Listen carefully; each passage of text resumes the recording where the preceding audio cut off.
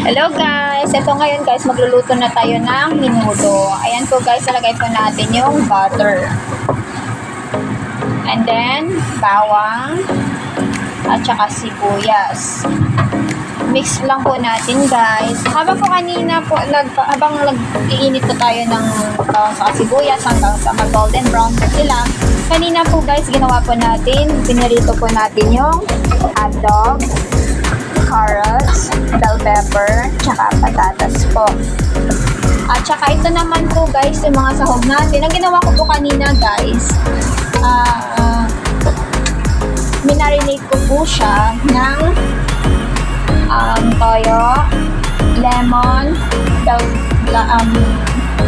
paminta, tsaka asin.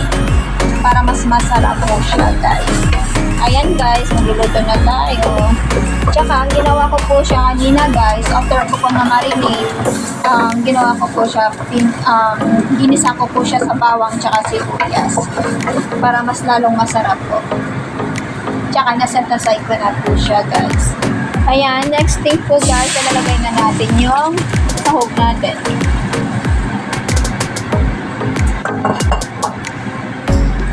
Ayan.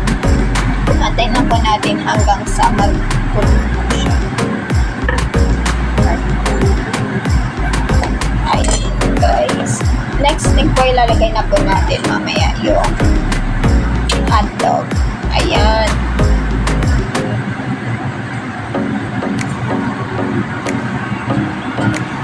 Mas masarap po siya guys kapag pinirito nyo na po para mas masarap po. Mas lalong masarap po yung ano. Tsaka ayan, ilalagay na po natin yung bell pepper, patatas, tsaka yung carrots po. Tsaka imimix nyo na lang po guys. Ayan. Sa mga nagluluto dyan, may mga karinderya po, may mga business po. Ganyan po yung pagluluto. Gayahin nyo lang po guys. At saka guys, paki-like and subscribe na lang po ng aking YouTube channel. Tsaka guys, tapusin nyo po yung advertise po kapag nanonood po kayo guys. Maraming salamat po. God bless po sa inyong lahat ng mga nanonood po. Please support my YouTube channel guys. Ayan. Pantayin lang po natin.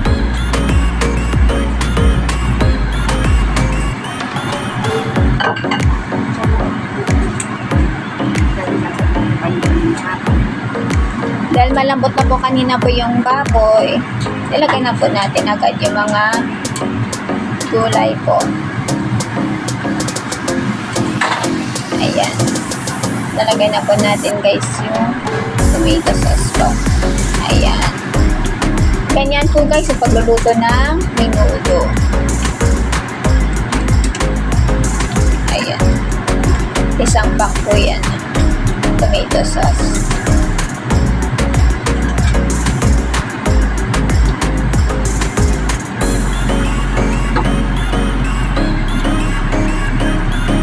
Maraming salamat po sa panonood nyo guys. Lalo na po sa mga ibang bansa dyan. Please support my YouTube channel po. Ayan, mix lang po natin. Guys, kung may gusto pa po kayong mga request na lulutuin, sabihin niyo lang po at mag-comments na po kayo guys.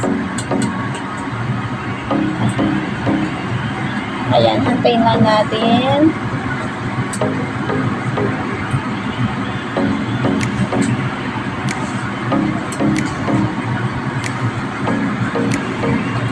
Ayan, ang sarap guys. Tingnan nyo.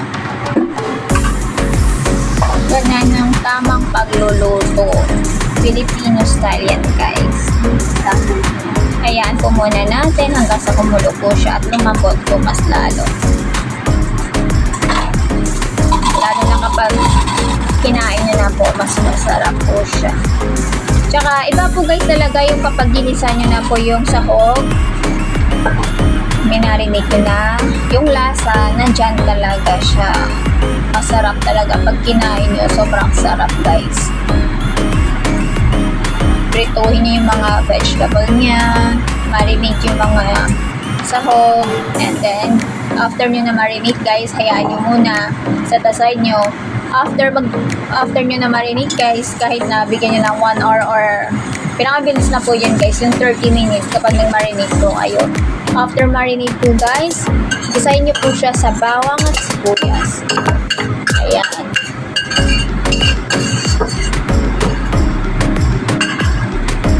Ganyan po yung pagluluto, tamang pagluluto guys. Ayan. Tsaka iba po talaga guys kapag na-frito nyo siya. Kasi mabilis na lang yung pagluluto ninyo.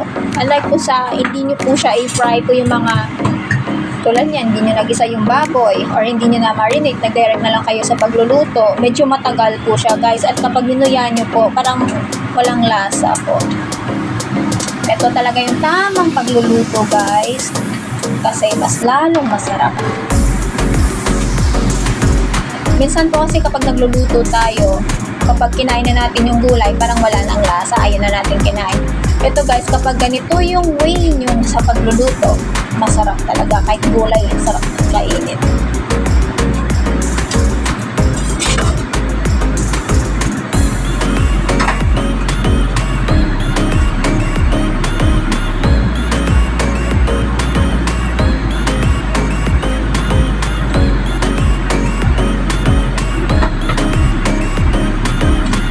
Kumulo na siya guys.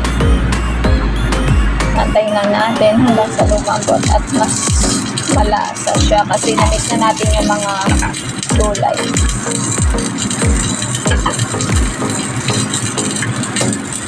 Ayan guys, lagay na natin yung rino para pampalasa yan. Mas lalong maging masarap yung niluluto natin na minuto.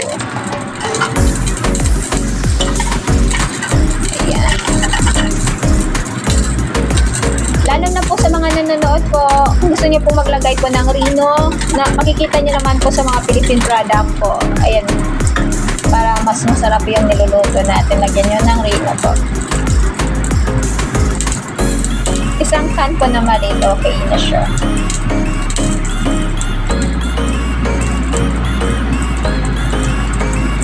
Antayin lang natin hanggang sa lumambot.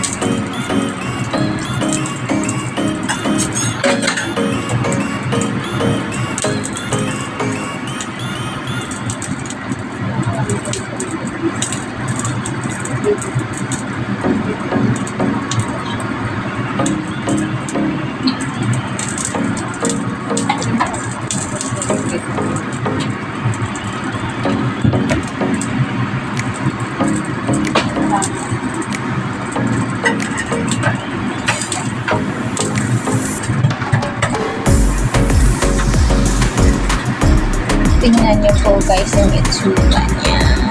Ayan. Ang sarap-sarap. Lalo na kapag tinikman niyo po guys. Ayan. Makakagutom kapag ganyang way na pagluluto.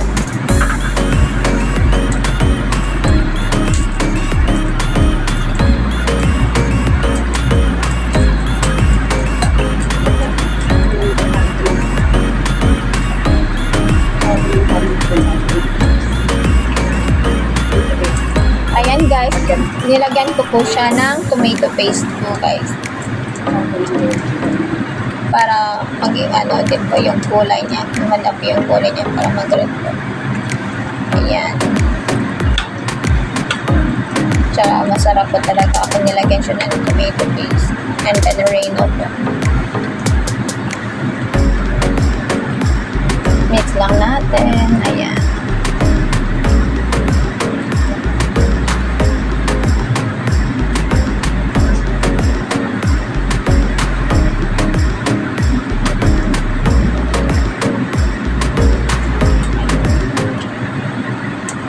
Antayin na natin po guys na kumulo siya. Ayan. O, diba? Kahit nasa ibang bansa po tayo, kaya natin lutuin yan. Basta gayahin nyo lang po yung pangluluto ko guys.